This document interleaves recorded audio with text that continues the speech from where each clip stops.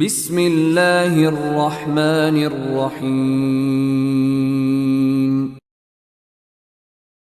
ونستغفره ونعوذ بالله من شرور أنفسنا ومن سيئات أعمالنا من يهده الله فلا مضل له ومن يضلله فلا هادي له وأشهد أن لا إله إلا الله وحده لا شريك له وأشهد أن محمدا عبده ورسوله يا أيها الذين آمنوا اتقوا الله حق تقاته ولا تموتن إلا وأنتم مسلمون يا أيها الناس اتقوا ربكم الذي خلقكم من نفس واحدة وخلق منها زوجها وبث منهما رجالا كثيرا ونساء واتقوا الله الذي تساءلون به والأرحام إن الله كان عليكم رقيبا يا أيها الذين آمنوا اتقوا الله وقولوا قولا سديدا يصلح لكم أعمالكم ويغفر لكم ذنوبكم ومن يطع الله ورسوله فقد فاز فوزا عظيما أما بعد فإن خير الحديث كتاب الله وخير الهدي هدي محمد صلى الله عليه وسلم وشر الأمور محدثاتها وكل محدثة بدعة وكل بدعة ضلالة وكل ضلالة في النار۔ محترم بھائیوں اور معزز خواتین، نکاح کے مسائل آپ کے سامنے پیش ہو رہے ہیں۔ اسلامی نکاح کی اور اسلام میں نکاح کی کیا شکل تھی، کیا شکل اپنائی گئی، اور کیا چیزیں ضروری ہیں نکاح کے تعلق سے، عقد نکاح اور مجلس نکاح کے تعلق سے بھی باتیں آپ کے سامنے آئی اور تفصیل سے ہم نے یہ باتیں ذکر کی ہیں۔ اب یہ مسائل آپ کے سامنے پیش ہو رہے تھے کہ ہمارے اس سماج میں، ہماری اس سوسائٹی میں، ہمارے اس ملک میں کچھ رسم و رواج ہیں نکاح کے تعلق سے، نکاح کی مجلس کے تعلق سے۔ تو اس طرح کے جو بھی رسم و رواج ہیں، کیا یہ شرعاً حرام ہے، جائز نہیں ہے، اس میں شرکت کرنا جائز نہیں ہے؟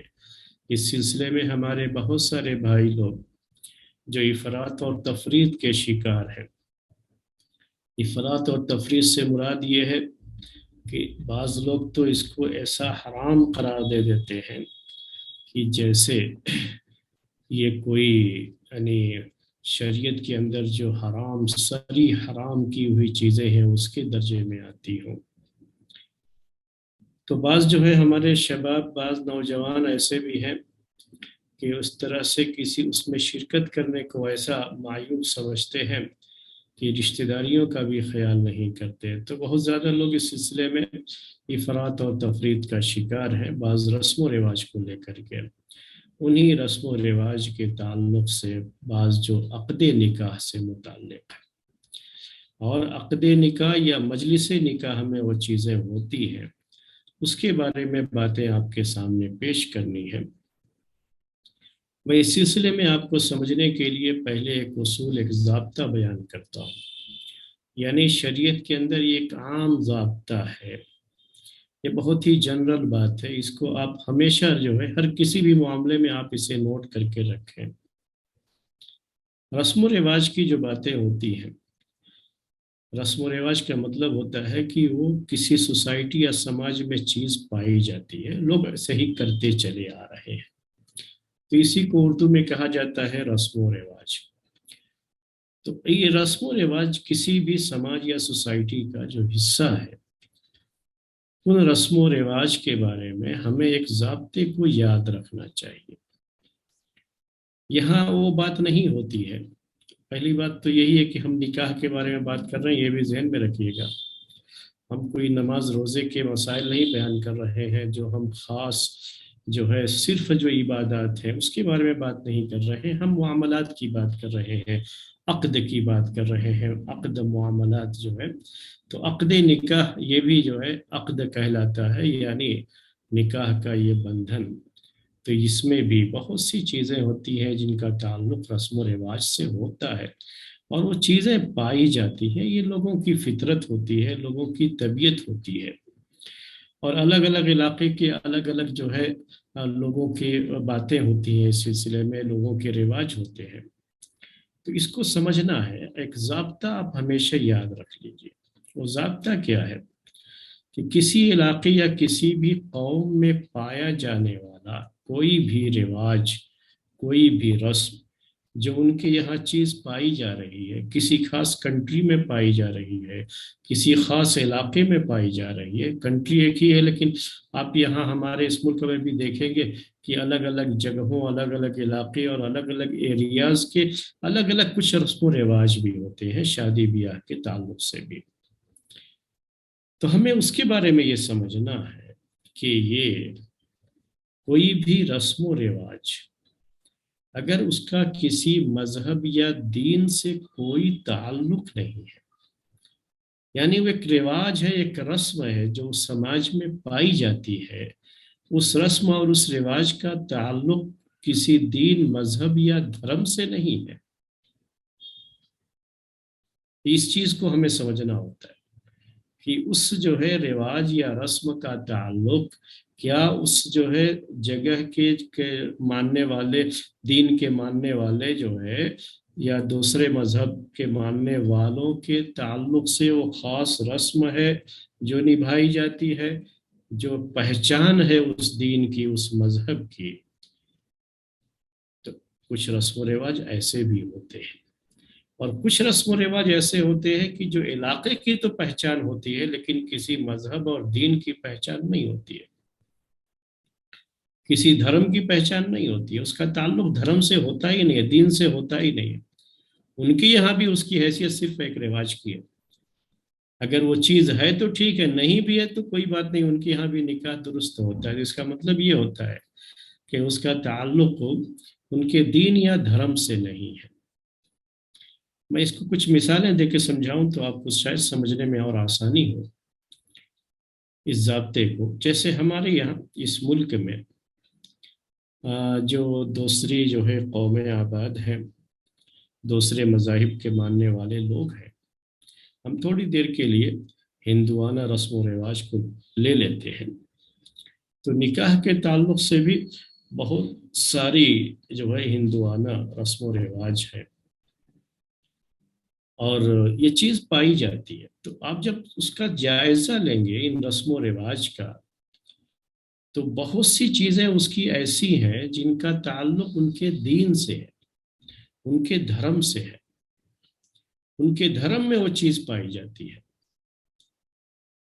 اور بہت سے ایسے رسم و رواج آپ کو ملیں گے جن کا تعلق ان کے دھرم اور دین سے نہیں ہے، بس ایک رواج ہے، جو چیز جو ہے پائی جا رہی ہے، ایک رسم ہے، ایک رواج ہے، پہلے سے جو ہے لوگ اور یہاں پر اس طرح کی رسمیں شادی کے موقع پر کرتے آئے ہیں، کر رہے ہیں، لیکن ان کے یہاں بھی ان کے دین سے اس کا کوئی تعلق نہیں ہے۔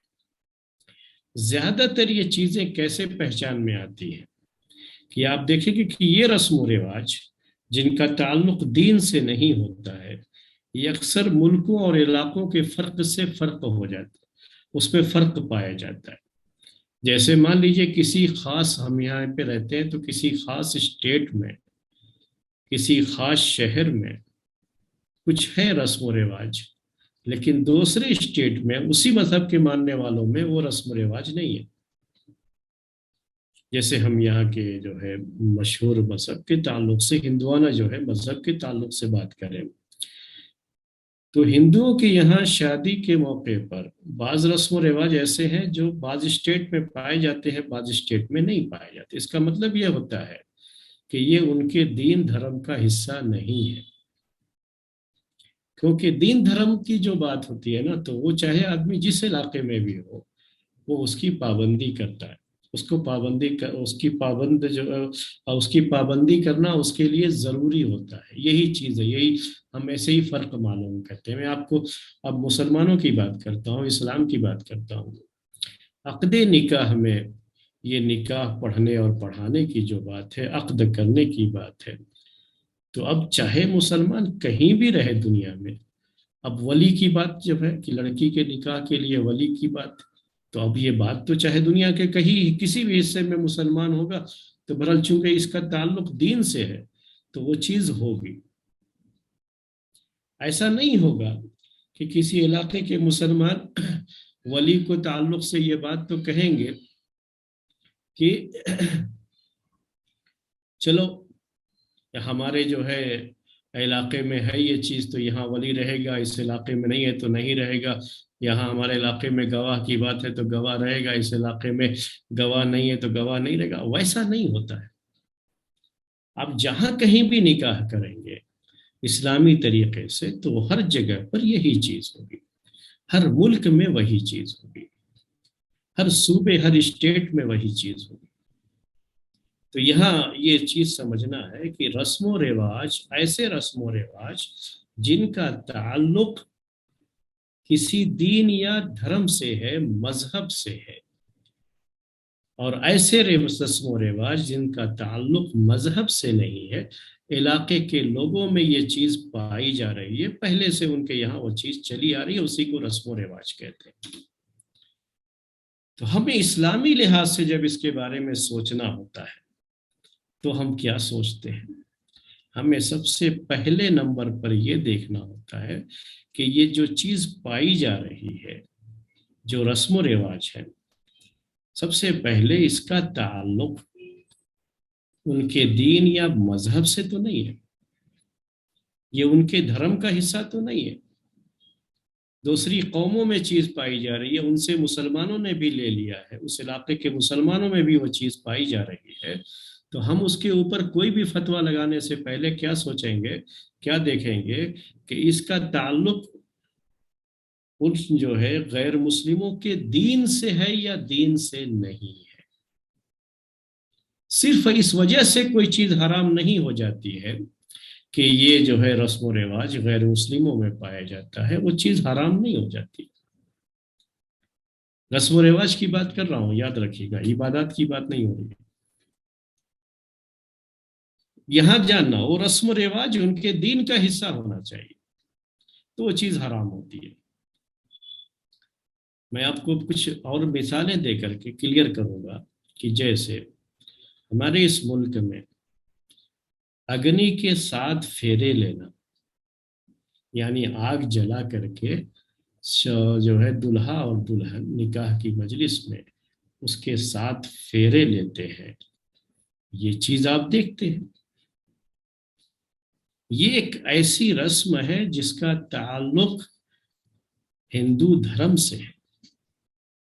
آپ جب اس کے بارے میں پڑھیں گے تو آپ کو پتہ چلے گا کہ وہ جو 7 پھیرے لیتے ہیں تو ہر پھیرے سے متعلق ان کے یہاں کچھ باتیں ہیں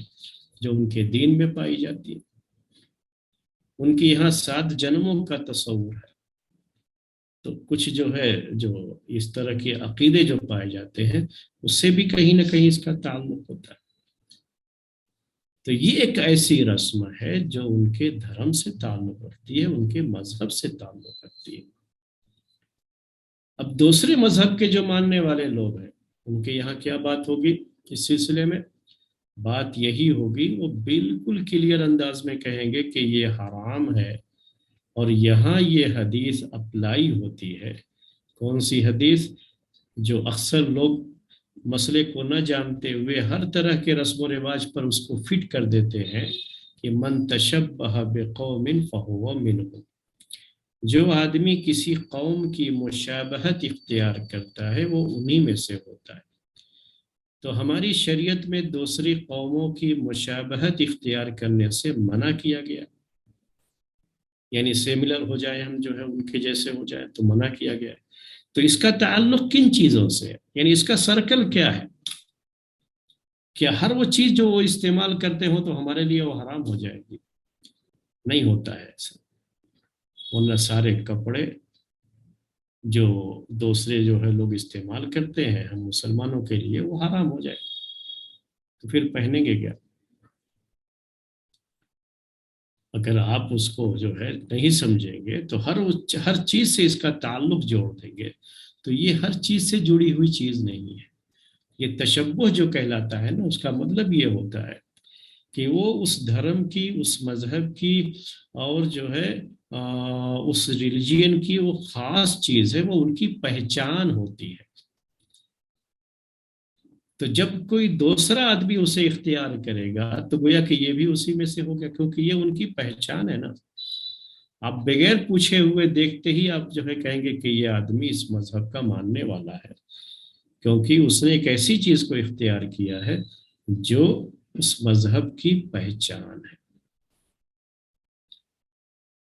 آپ آج بھی جو ہے یہ بات سنتے ہوں گے، الفاظ لوگوں کی زبان سے سنتے ہوں گے، جانتے ہوں گے کہ کہا جاتا ہے کہ ہاں شادی ٹھیک ہے، ہم تیار ہیں، لیکن یہ شادی اسلامی طریقے سے ہو۔ دوسرا کہتا ہے نہیں، یہ شادی جو ہے عیسائی طریقے سے ہو۔ تیسرا کہتا ہے نہیں، یہ شادی جو ہے ہندوانہ طریقے سے ہو۔ تو اس کا مطلب کیا ہوا کہ ہر دین، ہر مذہب میں شادی کو لے کر کے کچھ ایسی چیزیں ہیں جن کا تعلق اس دین سے ہے، اس دھرم سے ہے، اس مذہب سے ہے۔ تو یہی وہ چیزیں ہیں جو دوسرے لوگوں کو اختیار نہیں کرنی ہوتی ہے، اور یہی وہ چیزیں ہیں جو شریعت میں حرام ہے۔ ایسی کوئی بھی رسم، ایسا کوئی بھی رواج جن کا تعلق کسی خاص دین یا مذہب سے ہوتا ہے، اگر ہم اسے اختیار کریں گے تو ہماری شریعت میں یہ جائز نہیں ہے، اور اس وقت یہ حدیث اپلائی ہوتی ہے، من تشبہ بقوم فہو منہ، جو کسی قوم کی مشابہت اختیار کرتا ہے تو وہ انہی میں سے ہو جاتا ہے۔ تو یہ ایک پوائنٹ تھا جس سے آپ کو نوٹ کرنا ہے رسم و رواج کے بارے میں۔ دوسری بات رسم و رواج کو لے کر کے وہ یہ ہے کہ ہر وہ رسم و رواج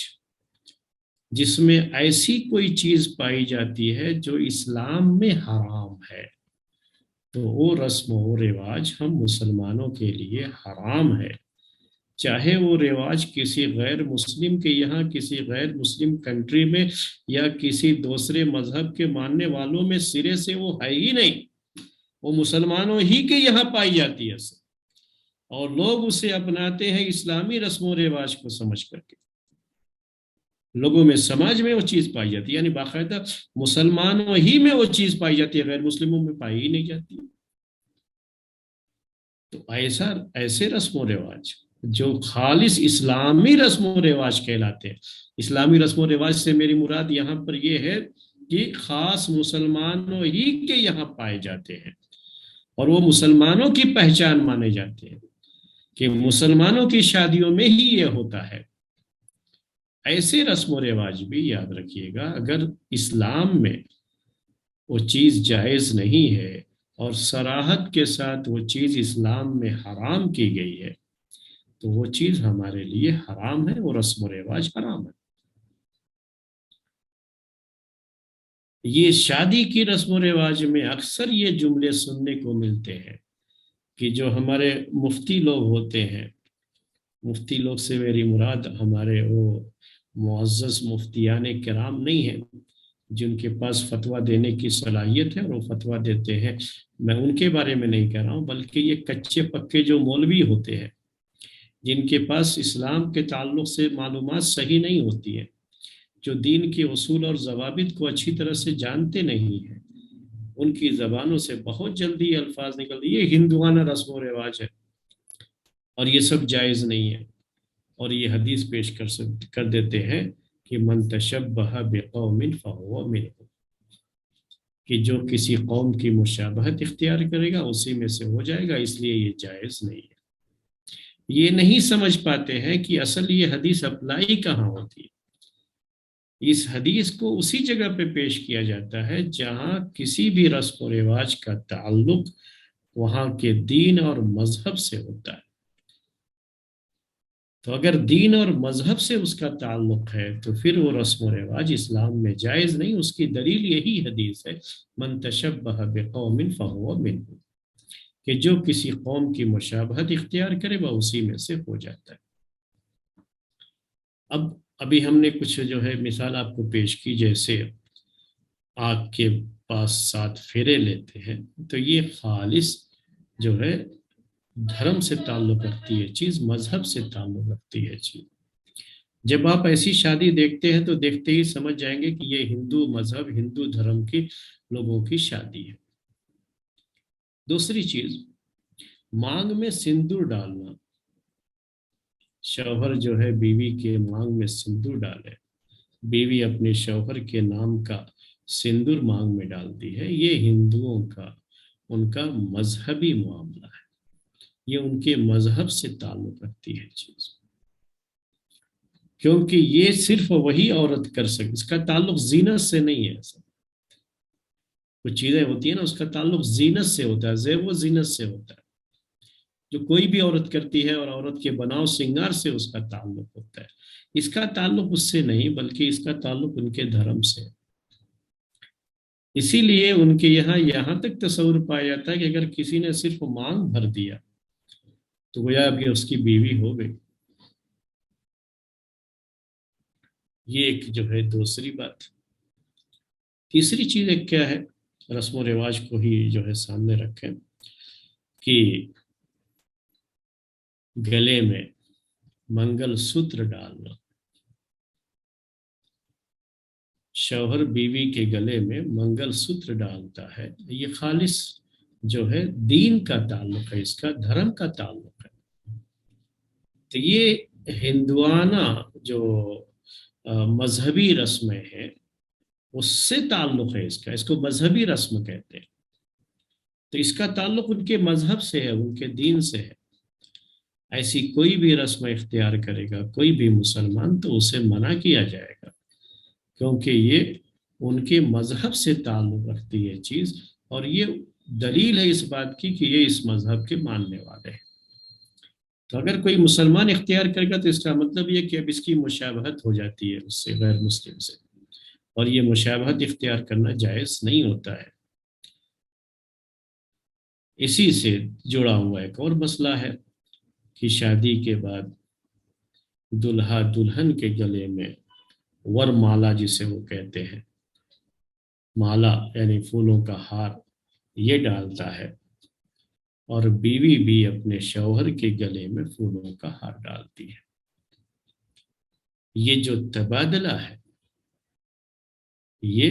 ان کی مذہبی چیز ہے، یہ رسم ان کی مذہبی چیز ہے، دونوں میں سے ہر ایک کرتے ہیں یہ۔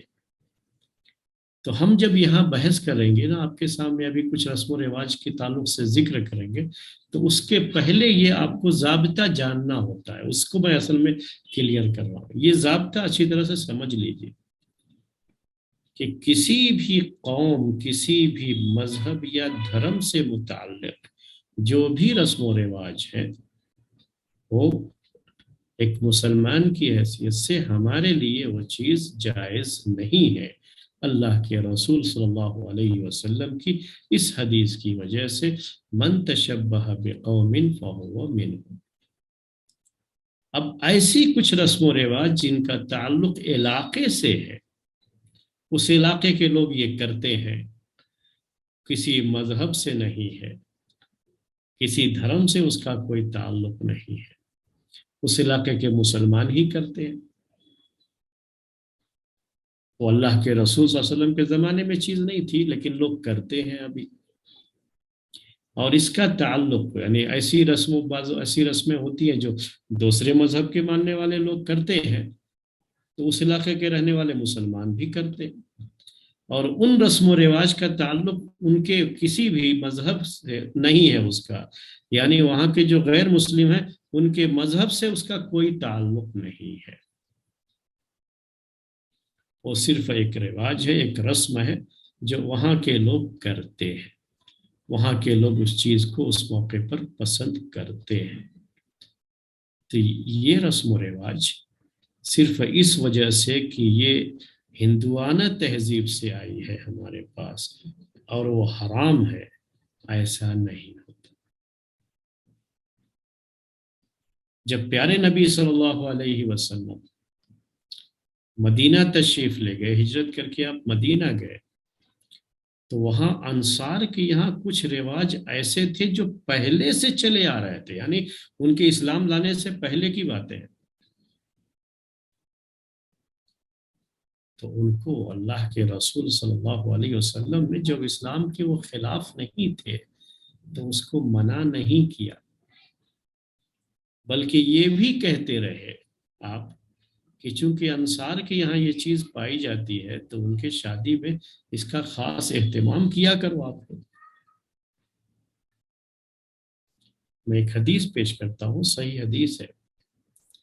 اما عائشہ رضی اللہ تعالی عنہا اپنی ایک رشتہ دار یا جو بھی برال خاتون کی شادی میں ان کا جانا ہوا، تو اس شادی کے موقع پر جب یہ گئی، جو ہے ہوتا ہے کہ عورتیں بھی اکٹھا ہوتی ہیں، لڑکی کی رخصتی ہوتی ہے اس کے شوہر کے گھر، جسے عربی زبان میں زفاف کہا جاتا ہے۔ لیلۃ الزفاف، آپ جو ہے شب زفاف، یہ بہت سے لفظ سنتے رہتے ہیں آپ، سہاگ رات اردو میں کہہ لیتے ہیں۔ تو یہ چیز جو ہے عربوں کے یہاں تھی کہ عورتیں اکٹھا ہو کر کے اس عورت کا بناؤ سنگار کر کے زیب و زینت اس کی کر کے اس کو شوہر کے گھر لے کے جاتی تھی، وہاں تک پہنچاتی تھی۔ یہ چیز ہے، تو اسی کو زفاف کہا جاتا تھا۔ آج بھی بعض کتابیں آپ پڑھیں گے، آداب و لیلۃ الزفاف، عربی میں اس طرح کے، تو یہ یعنی وہی کہ جو ہے سہاگ رات یا فرسٹ نائٹ، اس کی اس رات کے تعلق سے کیا آداب ہیں، اسلامی آداب، وہ لوگ جو ہے عام طریقے سے ان کتابوں میں پیش کرتے ہیں، تو اس کو یہ نام دیا جاتا ہے۔ تو اما عائشہ رضی اللہ تعالی عنہا گئی تھی اس کے لیے،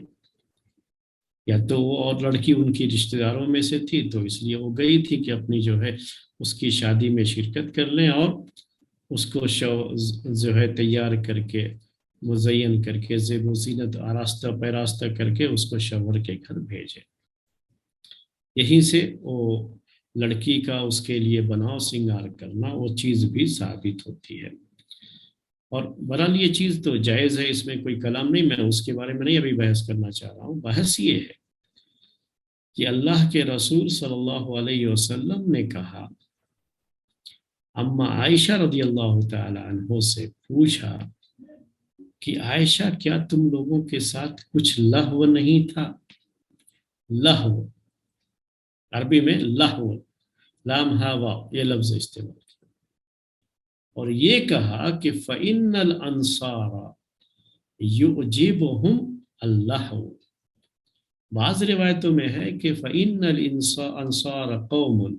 فِيهِمْ غَزَلٌ، کہ یہ انصار ایک ایسی قوم ہے، سب مسلمان ہی ہیں، مسلمان، لیکن ان کے یہاں یہ کیا ہے، یہ رواج پہلے سے ہے، وہ بات چل رہی ہے اصل میں یہ کہ یہ لوگ پسند کرتے ہیں لہو،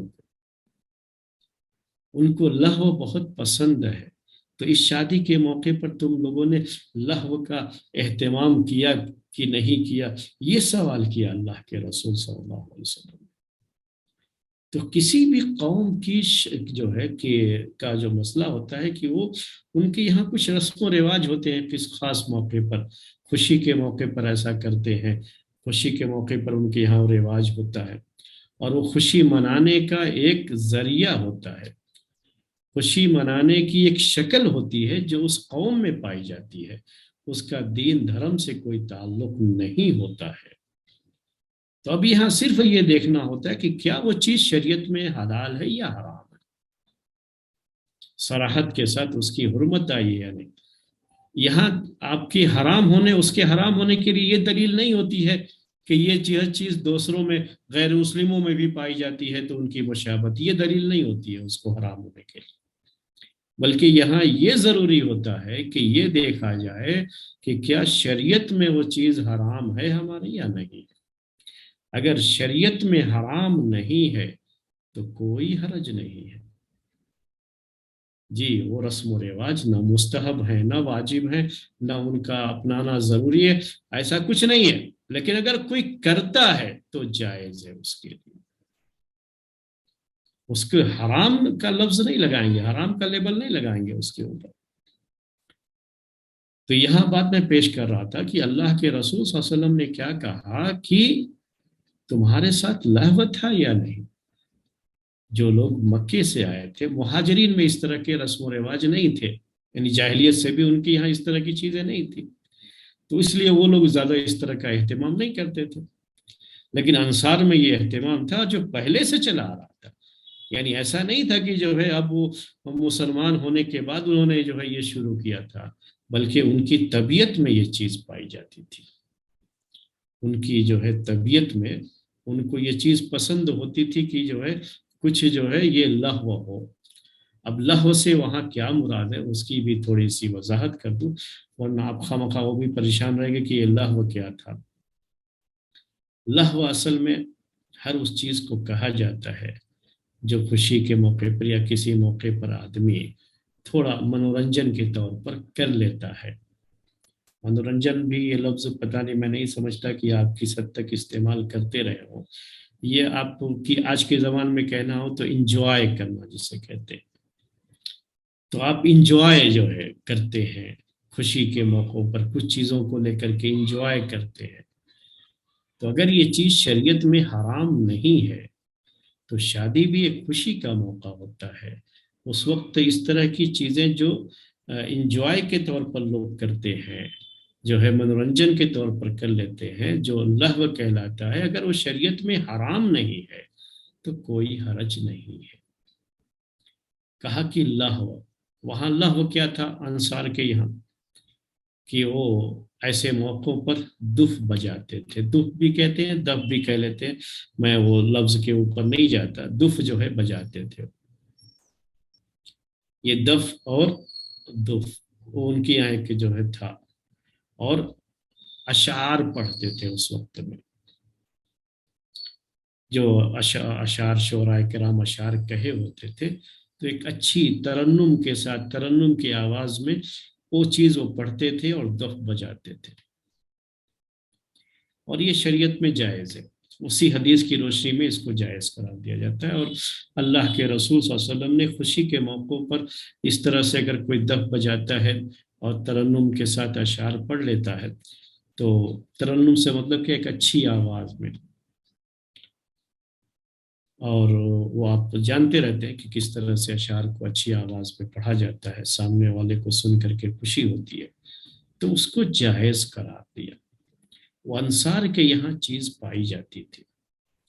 بعض لوگ ایسے خشک مزاج بھی ہوتے ہیں آج کے اس دور میں، اور بعض لوگوں کو فتوے دینے کی ایسی کچھ جلدی ہوتی ہے کہ ان سب چیزوں کو حرام، یعنی اگر ترنم کے ساتھ اشعار بھی پڑھ رہے ہیں تو اس کو بھی کہتے ہیں حرام،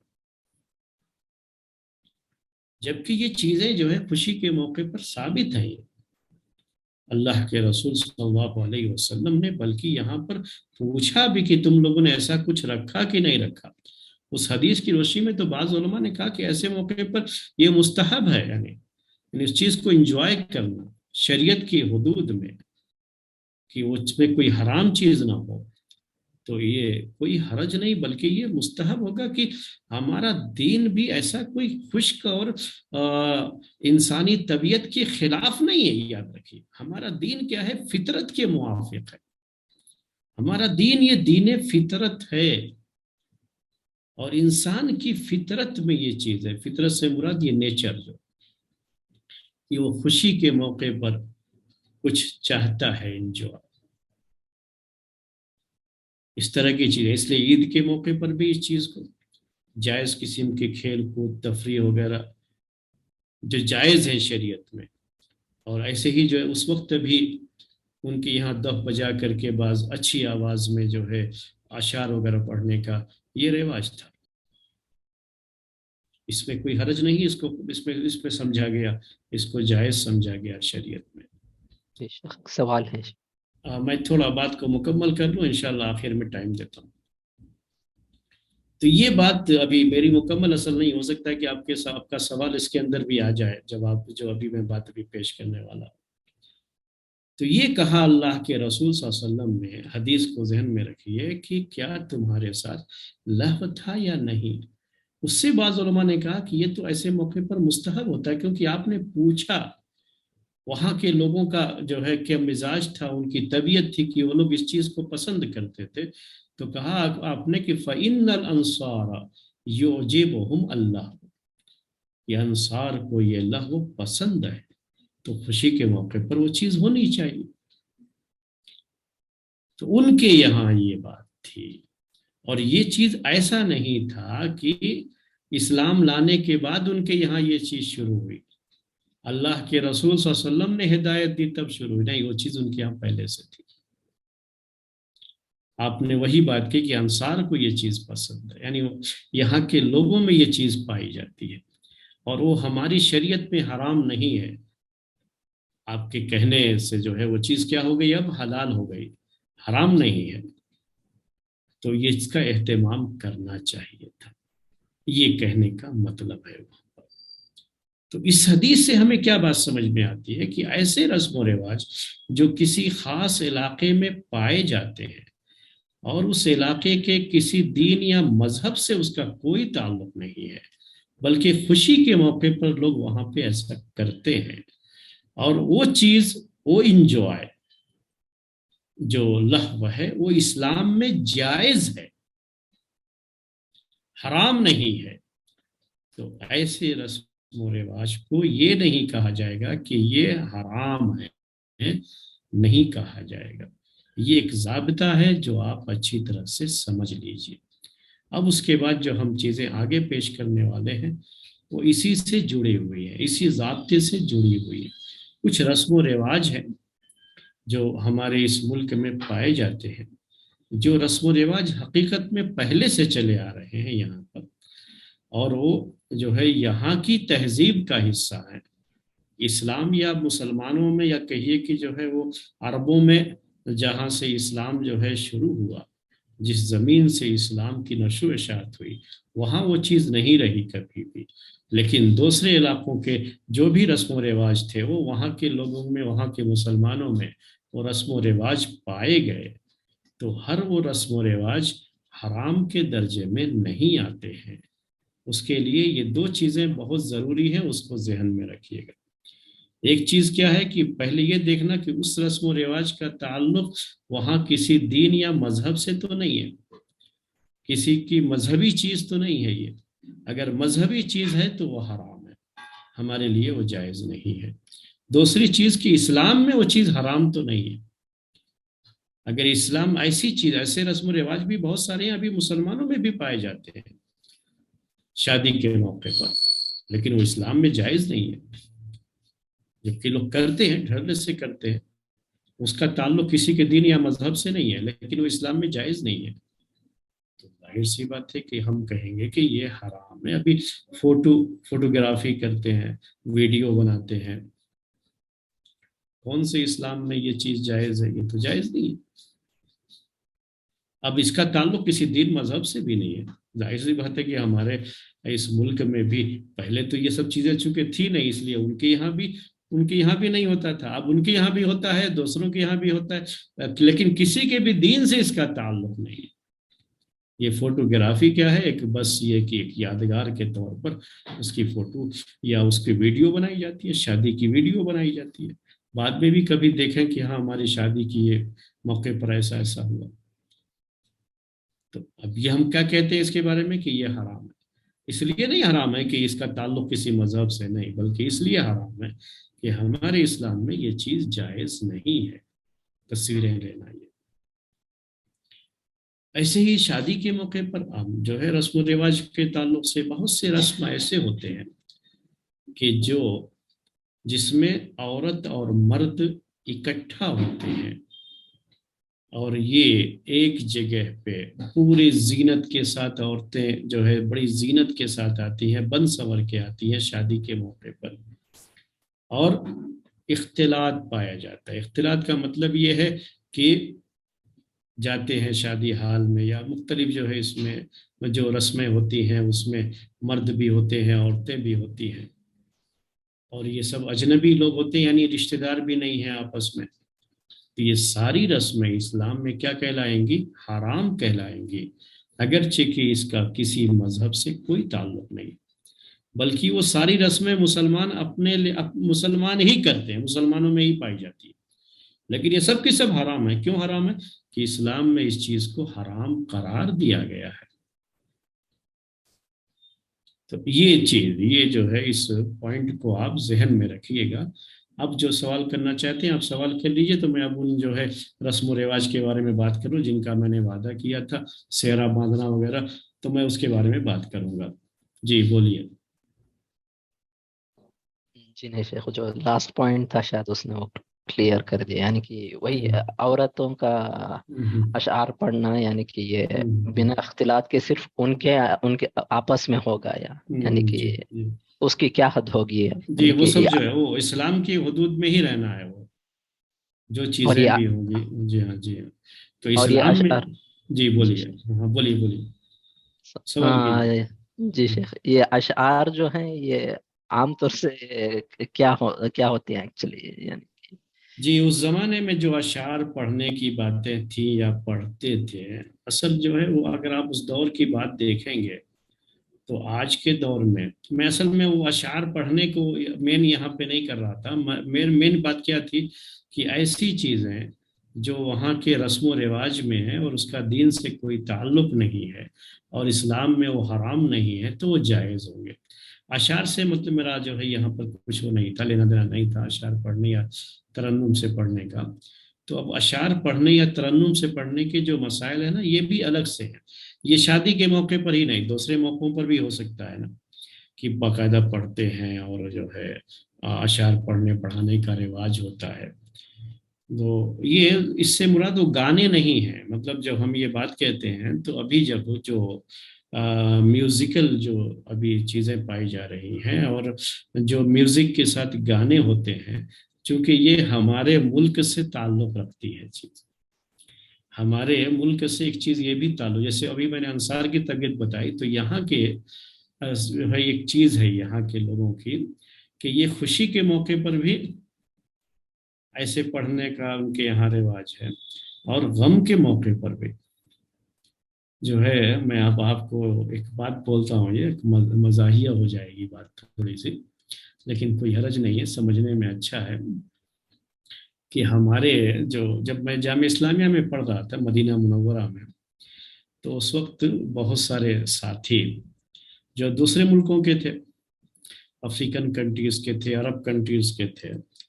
تو ہم کو ہندوستانی فلموں کے بارے میں کچھ بھی پتہ نہیں تھا، ہم کو کبھی فلمیں وغیرہ دیکھنے کا کوئی ہمارے پاس شوق نہیں تھا یا کوئی ایسی چیز نہیں تھی کہ ہم ہندوستانی فلمیں دیکھتے رہے ہوں۔ وہاں پہنچنے کے بعد جو ہے ہندوستانی فلموں کی اہمیت ہم کو پتہ لگی۔ وہ سب کی سب پہلے سے فلمیں دیکھتے آئے تھے، مطلب ہندوستانی فلمیں، حالانکہ وہ زبان نہیں جانتے، افریقن کنٹریز کے، عرب کنٹریز کے، تو وہ لوگ بات کرتے تھے۔ تو اس میں سے ایک مرتبہ ایک افریقی ساتھی نے یہ کہا کہ کیا یہ ہندوستانی فلموں میں ہمیشہ یہ رہتا ہے کہ جب بھی کچھ رہتا ہے، چاہے کوئی غم ہو، یعنی کبھی جب بھی کوئی اس طرح کا سین ہوتا ہے اس میں جو بہت سیڈ یا جو ہے بہت زیادہ جس میں خوشی وغیرہ کا بنتا ہے موقع، تو وہ اس موقع پر گانے چلتے ہیں اصل میں اس میں، تو وہی جو ہے کہ یہ آپ لوگوں کے یہاں یہ چیز جو ہے دوسروں جو دوسرے ملکوں کی فلمیں ہوتی ہیں اس میں یہ چیزیں نہیں ہوتی ہیں۔ تو یہ یہاں کے، میں نے آپ سے کہا کہ یہاں کے مزاج میں وہ چیز تھی اصل، تو یہاں کے لوگوں میں وہ چیز پائی جاتی ہے، پائی جاتی رہی ہے۔ تو شادی کے موقع کے خاص گانے بھی بنائے،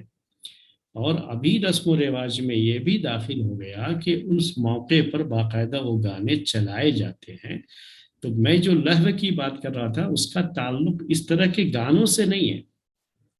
یا خوشی منانے کا ایک طریقہ یہ بھی ہے کہ ناچ جسے کہتے ہیں، رقص یعنی ڈانس کرنا،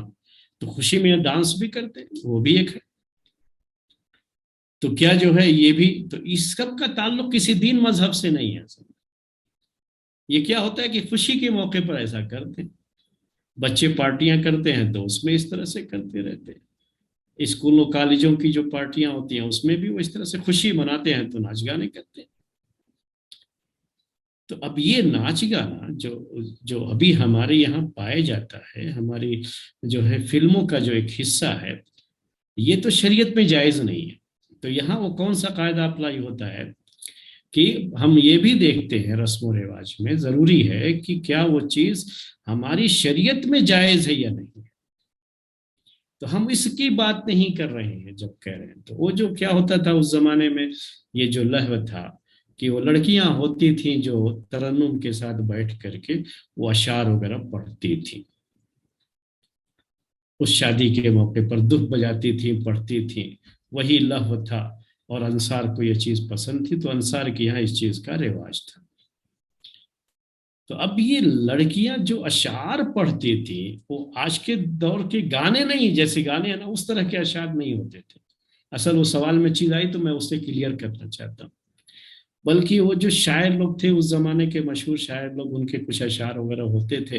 تو زیادہ تر تو وہ جو اشعار پڑھتی تھی وہ بہادری وغیرہ کے اشعار ہوتے، جنگ وغیرہ کے موقع پر کہے ہوئے گئے اشعار ہوتے تھے، تو اس طرح کے ہی جو ہے اشعار کا رواج ان کے یہاں زیادہ تھا۔ ابھی جو غزلیات ہوتے ہیں، غزلیات کا مطلب ہوتا ہے کہ ابھی جو ایسے اشعار ہوتے ہیں جیسے گانے جو ہوتے ہیں نا، تو یہ ایسے ہوتے ہیں کہ وہ بڑے واہیات اور بیہودہ قسم کے ہوتے ہیں۔ کوئی شریف آدمی کسی شریف مجلس میں تو اس کو زبان سے ادا کرنے کو بھی صحیح نہیں سمجھتا، تو کوئی بھی باحیا لڑکی بھی اسے اپنی زبان سے نہیں کہہ سکتی، تو اس جو ہے لہو سے ان گانوں کا کوئی تعلق نہیں۔ جی اور جی کوئی شیخ، اور کوئی بات ہے؟ کسی کا کوئی سوال تھا؟ عشاء کی اذان ہو گئی اس لیے پوچھ رہا ہوں۔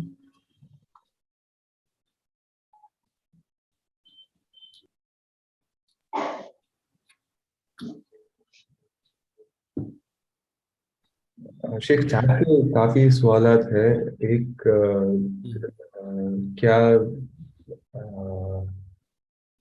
منگنی کی دعوت اٹینڈ کرنا کیا وہ کس میں آئے گی؟ جی ہاں، پہلے میں نے اس کو بتایا تھا منگنی کے موقع پر جو ہم مسائل پیش کر رہے تھے نا، تو ہم نے یہ بتایا تھا، پھر بھی جب سوال ہے تو کلیئر کر دیتا ہوں۔ منگنی کے تعلق سے جو رسم و رواج پائے جاتے ہیں ان میں سے کچھ کا تعلق دین دھرم سے ہے اور کچھ کا تعلق صرف رسم و رواج ہے، کسی بھی مذہب سے اس کا تعلق نہیں ہوتا۔ تو اس لحاظ سے اگر ایسا ہے منگنی کی رسم میں کہ دونوں طرف کے کچھ رشتہ دار اکٹھا ہوتے ہیں، یہی منگنی کی رسم کہلاتی ہے، اکٹھا ہوتے ہیں، اور اکٹھا ہو کر کے یہ اس بات کی جو ہے کہہ لیجئے کہ اس بات کا اعلان ہے کہ ان دونوں کی آپس میں شادی طے ہو گئی ہے۔ اب یہ جو ہے یہاں پر گویا کہ ایک طرح کا بورڈ لگ گیا ہے کہ اب یہاں کوئی اور ٹرائی نہ کرے، یعنی کوئی اور پیغام نہ بھیجے اس لڑکی کے لیے، اس لڑکی کی منگنی ہو گئی ہے یا اس لڑکی کا رشتہ ہو گیا ہے، تو کسی لڑکی کے گھر والے اب مزید اس سے کوئی رابطہ نہ کریں۔ اس کے لیے ایک جو ہے دعوت کا اہتمام کر دیا جاتا ہے، اور چھوٹی بڑی جیسا لوگوں کی حیثیت ہوتی ہے اسی کے لحاظ سے ہوتا ہے۔ تو فی نفس سے ہی اس طرح کی دعوت کا اہتمام کرنا کوئی اسلام میں حرام نہیں ہے، اور ایسی کسی بھی تقریب میں آپ کا جانا، دعوت کا قبول کرنا، یہ بھی حرام نہیں ہے۔ یہی اس قاعدے کو سمجھ جائیے۔ صرف آپ کو کیا کرنا ہوتا ہے اس میں کہ ایسی کوئی بھی رسم اس میں کوئی حرام چیز نہیں ہونا چاہیے۔ اب جو پائی جا رہی ہے یہ رسم، اس میں جو حرام چیزیں پائی جا رہی ہیں وہ ہر جگہ نہیں ہوتی، چونکہ ہم لوگوں کے یہاں وہ حرام چیزیں نہیں ہوتی ہیں، لیکن وہ منگنی ہوتی ہے لیکن حرام چیزیں نہیں ہوتی ہیں اس میں۔ تو حرام چیزوں میں سے یہ ہوتا ہے کہ جو ہے مرد عورتوں کا ایک ہی جگہ اکٹھا ہو جانا، اس میں وہ محرم غیر محرم ہوتے ہیں، تو یہ چیز جائز نہیں ہے اسلام میں، تو وہ چیز کیا ہوگی؟ حرام ہوگی، جائز نہیں۔ دوسری شکل کیا ہے اس کی کہ جو حرام ہے، جو پائی جاتی ہے چیز اور حرام ہے، وہ کہ لڑکا لڑکی کو انگوٹھی پہنائے اور لڑکی جو ہے لڑکے کو انگوٹھی پہنائے، تو یہ جائز نہیں ہے۔ پہلے میں نے بتایا ہے اس کو، چونکہ ابھی بھی وہ نکاح سے پہلے ایک دوسرے کے لیے اجنبی ہے، ابھی ان کا نکاح نہیں ہوا ہے نا، تو ابھی دونوں کا ایک دوسرے کو چھونا، ٹچ کرنا یہ جائز نہیں ہے شریعت میں۔ دیکھنے کی حد تک جو بات تھی کہ جائز ہے وہ بھی ہم نے تفصیل سے پہلے بتایا ہے، پرانے ویڈیوز دیکھ لیں، بقیہ اس طرح سے جائز نہیں ہے۔ اور وہ بھی جو ہے لڑکے کے گھر والے بھی سب جو ہے، جو محرم غیر محرم آ کر کے اس لڑکی کو دیکھیں، جو موجودہ شکل ہے وہ حرام ہے۔ ہاں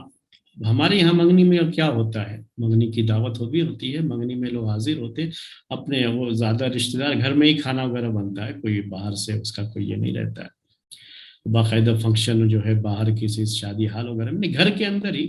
گھر کے کچھ افراد جو ہے گھر کے رشتہ دار شامل ہوتے ہیں، تو لڑکی یا لڑکے کے گھر والے جس کی بھی منگنی ہوتی ہے اس کے لحاظ سے وہ،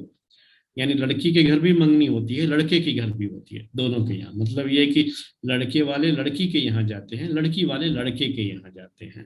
دن متعین کر کے کہ اس دن وہ گھر کی ہی بات رہتی ہے، گھر کے رشتہ دار ہی اس میں شامل ہوتے ہیں، کچھ کھانے پینے کا انتظام بھی ہوتا ہے، کہیں جو ہے کھانا باقاعدہ جو ہے ہوتا ہے، نہیں تو کہیں بس چائے پانی کا انتظام ہوتا ہے، اسی کے لحاظ سے اکٹھا ہو کر کے اگر جو ہے لڑکی کی منگنی کرنے جاتے ہیں لڑکے والے تو وہ عورتیں جاتی ہیں، صرف عورتیں جاتی ہیں، مرد نہیں جاتے اس میں، اور یہ عورتیں جا کر کے اس لڑکی کو انگوٹھی پہنا دیتی ہیں یا کچھ دے دیتی ہیں، جو اس بات کی علامت ہے کہ منگنی ہو گئی، اب یہ رشتہ پکا ہے، اب اس کی کہیں اور بات چیت کرنا ان کے لیے جائز نہیں ہوگا، اس کو کہتے ہیں شادی پکی کرنا، منگنی کو ایک دوسرا لفظ بھی یوز کرتے ہیں۔ اور جو ہے لڑکے والے جب لڑکی کے لیے منگنی کی جاتی ہے صرف عورتیں جاتی ہیں، عورتوں کی طرف سے جب آتے ہیں لڑکے کی منگنی پوری پکی کرنے کے لیے تو اس میں عورتیں بھی ہوتی ہیں، مرد بھی ہو سکتے ہیں، وہ الگ الگ وہ ہے، تو یہاں عام طریقے سے ہم لوگوں کے یہاں لڑکے کو انگوٹھی پہنانے کا رواج نہیں ہے، کچھ چیزیں اس کو بھی کپڑے وغیرہ دے دیتے ہیں، سوٹ کیس میں رکھے سے سوٹ کیس جو ہے اس کے حوالے کر دیتے ہیں، یا بعض جگہوں پر صرف پیسے ہی دے دیتے ہیں، نہیں جو ہے یہ کیش کی شکل میں لفافے وغیرہ میں کچھ رکھ کر کے ایسے جو ہے دے دیتے ہیں۔ تو یہ سب چیزیں چونکہ اس میں کوئی حرام چیز نہیں ہوتی ہے، اگر حرام داخل ہو جائے تو جائز نہیں ہے، بس یہ ہوتا ہے کہ جو ہے کچھ مرد آئے، انہوں نے لڑکے کو، ایسا ہوتا ہے نا کہ ابھی یہ جس سے شادی طے ہوئی ہے تو رشتہ دار لوگ کہتے ہیں کہ ہم نے دلہے کو دیکھا نہیں ہے، دلہا نہیں ابھی وہ جس سے منگنی ہوئی ہم نے دیکھا نہیں ہے، تو ان کے مطالبات ہوتے ہیں بہت زیادہ اصل میں، اس لیے ان کو بلا کر کے ان کو ساتھ میں لے جا کر کے ایسے ایک رسم کر کے منگنی کی ان کو دکھا بھی دیتے کہ لڑکا ہے یہ، تو مرد جا کر کے دیکھیں کوئی حرج کی بات نہیں ہے، عورتوں کے لیے وہ صحیح نہیں ہوتا ہے کہ وہ جا کر کے دیکھیں، عورتیں جا کر کے دیکھیں ان کے لیے یہ حرام ہے، کسی بھی مرد کو خاص جو ہے نیت کر کے جا کر کے دیکھنا اس طرح سے، لڑکی دیکھ سکتی ہے کوئی بات نہیں ہے، لیکن جس کی منگنی ہو رہی ہے نا وہ دیکھ سکتی ہے، وہ بھی جو ہے وہ پہلی تفصیلات آ چکی ہے، لیکن عورتیں جو ان کے پورے رشتہ دار جا کر کے اس کو دیکھیں تو یہ شریعت کے خلاف چیز ہے، یہ حرام ہے، تو وہ چیز حرام ہوگی، تو شریعت کے دائرے میں رہ کر کے اگر ایسے کرتے ہیں منگنی تو کوئی حرج نہیں ہے، یاد رکھیے بہتر یہی ہوتا ہے، میں ہمیشہ یہ بات کہتا رہتا ہوں کہ آپ کسی چیز کی بالکل سرے سے مخالفت کرنے کے بجائے آپ اس کو اسلام کے دائرے میں لے کر کے آئیے، اسلام کے سرکل میں لے کے آئیے، اس کو جائز حد تک کر دیجئے تو لوگوں کے لیے آسانی ہو جاتی ہے، ورنہ ہوتا یہ ہے کہ دوسروں کے یہاں تو منگنیاں ہوتی ہیں تو اب ان کے گھر والے بھی سوچتے ہیں بھائی ہمارے تو فلاں کی منگنی نہیں ہوئی ہے کیا ہوگا، وہ گھر والے پوچھتے ہیں، بچے پوچھتے ہیں، تو آپ اگر اس طرح سے جائز حد میں اس کو لوگوں میں رواج دے دیں گے تو پھر سب کے لیے آسانی ہو جائے گی کہ منگنی کی رسم بھی ہو گئی اور شریعت کی مخالفت بھی نہیں ہوئی کوئی، تو سب لوگ پھر اسی کو اپنا لیں گے تو سب سے اچھی بات ہو جائے گی، تو ہم حرام چیزوں کا انکار کرنے میں یہ بھی ضروری ہوتا ہے کہ اس کی جائز شکل کیا ہے وہ لوگوں کے سامنے پیش کریں تاکہ لوگوں کے لیے عمل کرنا آسان ہو جائے۔ جی یہ جواب تھا اس کا۔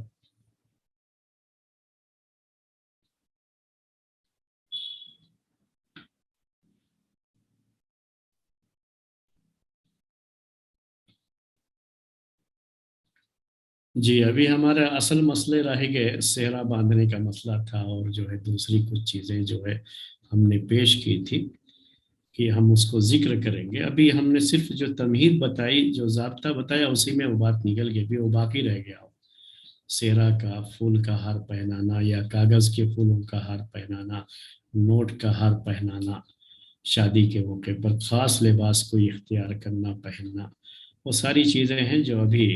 نکاح کی مجلس سے ہی تعلق رکھتی ہیں اور رسم و رواج سے تعلق رکھتی ہیں۔ اسلام کا جو مسئلہ تھا ہم نے پورے طریقے سے پیش کر دیا ہو کہ نکاح کے لیے ضروری چیزیں جو ہیں وہ ہم نے پیش کر دی ہیں۔ یہ غیر ضروری ہے، رسم و رواج ہے،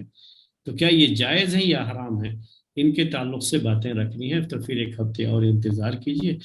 انشاءاللہ آئندہ ہفتے پھر آپ سے اس درس میں ملیں گے اور یہ باتیں آپ کے سامنے پیش کریں گے۔ والسلام علیکم ورحمۃ اللہ وبرکاتہ۔